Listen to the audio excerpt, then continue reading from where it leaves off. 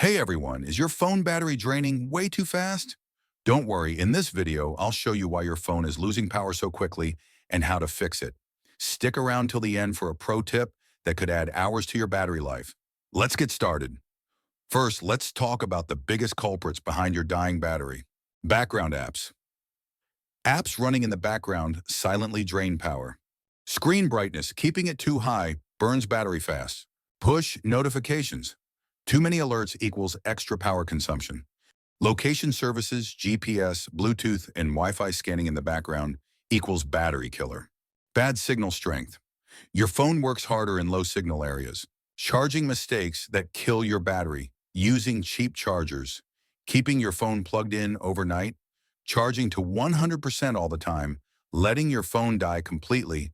Charge between 20% to 80% for longer battery life. Hidden battery saving tricks. Must know. Enable battery saver mode. Turn off auto sync for unused apps. Use dark mode for OLED screens. Disable unnecessary animations. By using these simple tricks, you can extend your battery life and keep your phone powered all day long. If you found this video helpful, don't forget to like, share, and subscribe. Let me know in the comments which tip worked best for you. See you in the next one.